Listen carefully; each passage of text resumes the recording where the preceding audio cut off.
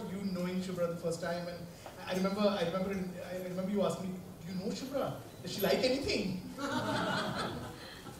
Yeah, I mean, Shubhra is pretty much an immensely respected critic in our country, and I think she's, in a sense, you know that very few critics when you read, well, that's not saying not very few, there are many critics actually that when I read, I feel are completely bias-free and agenda-free, you know, and invariably people, members of the fraternity, tend to have conspiracy theories about critics which are always wrong and incorrect. But you know that Shubhra is somebody, she lives in Delhi, she lives away from all the madness that surrounds us, and that gives you perspective, it gives you objectivity. And she's discerning, exceptionally so. I don't think she's liked anything I've ever made. It doesn't stop me from respecting her word. And when there is that one odd occasional film that she doesn't mind, it becomes a big deal for me in my head. You've really earned it. Yeah, I feel like, oh my God, she liked it. The fearful part is that sometimes she likes things that no one goes and watches. But that doesn't matter, because eventually she's being honest to her word, she's being honest to her job, she's being honest in her critique. And it's wonderful, and as are you, Rajiv. But I think that you liked many more films than Shubhra has.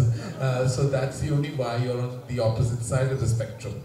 But what is amazing about Shubhra is she's consistently, I would say, discerning. Like there is never like, she doesn't have, like I know that when she once told me that there's every film that I go in and watch, she says I go in like without any kind of information in mind. She tries not to even watch the trailer at times or find out too much about it. So I think the whole idea when she goes and sits in that cinema hall that she wants to like it. Who doesn't want to like watch a film? You know, you don't go and saying, I hope this film is going to be awful, it's going to be such. Although a lot of people think all critics are like that, but they go in. No, I think I'm one of those rare filmmakers, I think, that almost reads every review written in the digital world. I read and follow everyone's opinion. In fact, I'm one of the first people who, of course, knew Shubhra wrote for Indian Express, or that Rangan Bharadwaj writes for The Hindu and now for the Film Companion. You know, Rajiv and Anu were our superstar critics, but there were so many others who were academic, who were prolific, who said many, many clever things about movies and didn't give you the screenplay of the film or the story, you know, and with their version of the screenplay, which sometimes the critics tend to do is that, I would have done this, but you are not the filmmaker. You must not say what you would have done. Why don't you just review what you've seen? And I think I'm really a big review junkie. So for me, I'm kind of starstruck being between Rajiv Vasant and Shubhra Gupta right now. Shubhra, you're embarking on this book. For the 50, because Harper has a series which has 50 songs that, 50 something that. And when we first started talking, I told him, I said, how can you have 50? It's not possible.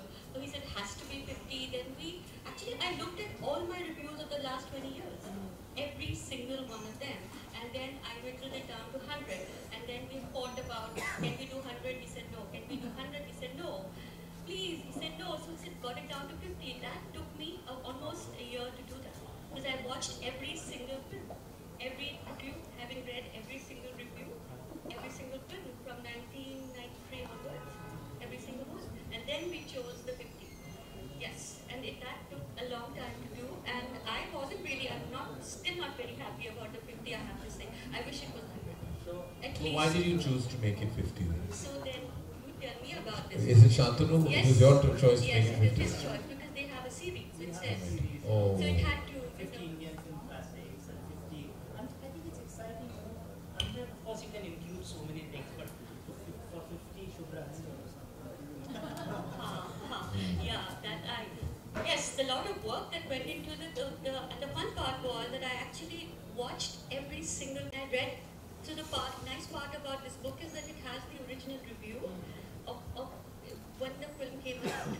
And then I revisit the film and then I stack it up with the new stuff, which is really where the USP of the book lies.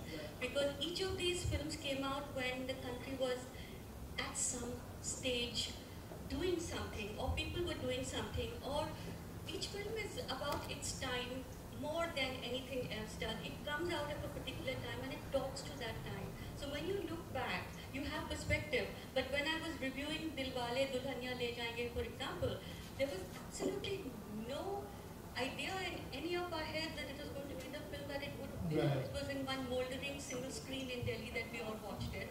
And we all said, yeah, theek hai, achhi hai, this was fun, that was fun. But did any one of us know that it was going to be the kind of film that would have long legs? I have a question to ask you, Shubhra. Have Yeah. you seen Dilwale today? How many stars would you have given it? I want to know. Since you sit with not more than 1.5 or 2 on many occasions, I just want to know how many Dilwale. I'm not even going down kuch kuch hota hai because I'm worried it'll break my heart. So we'll just break Aditya Chopra's heart for now. So you really want to know? Yeah, I really want to know. So right now, Yeah. can I think about it for a minute? Think about it. We'll get back to you, but I won't forget. Okay. Alright, fine. Karan, there are 2 of your films in the book. I mean, ironically, she has that in common with you, with Kavi Alvida. I think that I'm really happy I'm in the book, Shubhra. Why are these No, films in so your book? I think you, Karan, are one of the big architects of how his 20 years played out. I think your Kuch Kuch Hota Hai, when it came out, was a seminal film in a way that DDLJ wasn't. DDLJ wasn't. It was trying to do something fun, it was fresh, it was youthful, but what you did in your film was something completely different, and I knew when I was watching it, the day I was watching it, that this film is going to do something. It is going to impact modern youthful romance in a way that nothing else has. I think, and the fact that everyone watched it the way they did, everyone cleaved to it the way they did, it became the film it did. And I think because it takes men and women bonded in holy matrimony, actually looking at other people and wanting to, go the mile, I think it's fabulous. And and the really good rock stars. You had Shahrukh, you had Rani, you had Kriti Zinta, you had Amitabh Bachchan, doing what he was, he was doing what he was doing, and everyone's like, I was really so much trouble, and these guys are really going at it. They're not sort of pussyfooting around each other, really having fun. I think I will always regret some things. I think Kavi Alvida has some of my my favorite moments for personally as a filmmaker. I regret, and I completely endorse what Shubhra said. I think it's a flawed film, and I think the mistakes in that film are entirely mine. I think I tried to do 2 things. I tried to do something fresh, interesting, and groundbreaking, but then halfway through I also got scared. So just like my sun sign, which is Gemini, I became 2 people in the film. And I think I should have just been one person with one solid conviction. The root of Kavi Alvida Kena was a relationship-based film. It was an intimate film about 2 couples. And each one of them. And the other thing is, I'd written the characters very differently, and then stars stepped in, and I started adhering to star imagery and persona over and above the core content. Like if you read the screenplay of Kavi Alvida, it's infinitely superior to the film. And I think that I let many moments of that film down by some parts were overcast, some parts were overtly opulent for no reason. It took away the intimacy and paved the way for mainstream. With the result, it has a neither here nor there feeling. While some scenes in the film are very strong and impactful, others are, I would say, like perhaps, catering, which they shouldn't have. It's the one film and only film in my career graph that I'm going to do again. And I will do Kavi Alvida and hopefully get it right. Is there a filmmaker? I was just going through the list of the films that are in the book. I was trying to take count of which filmmaker has the maximum entries. Turns out Vishal Bhardwaj has 2, Karan has 2, Dibakar has 2, Ram Gopal Verma has 2, Anurag Kashyap has 3. I want to ask both of you: is there one filmmaker over others that you feel has had the greatest impact on where cinema is headed even now, and where that period of 1995 to 2015 is concerned, who perhaps left the most indelible stamp? Alright, so I would say that if I had 94 to play with, I would say Suraj Bhattacharya. Absolutely. With Hum Aapke Hain Kaun was, it's a film that everybody references in some way or the other. Aditya Chopra, of course, is in here because in October 95 was when Dilwale came out. And I would also say that Maine Pyar Kiya, Suraj Bhattacharya, also Qayamat Se Qayamat Tak. I think that would have been, those are the 3 filmmakers I think really have shaped the 25 years that came after that in a way that no other filmmaker has, because each one of those films is the kind of gold standard by which other filmmakers even create romances around them.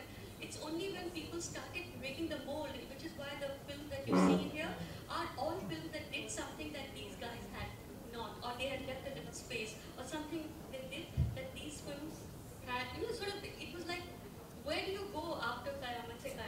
Where do you go after Dilwale? So these are all films that were, in a sense, a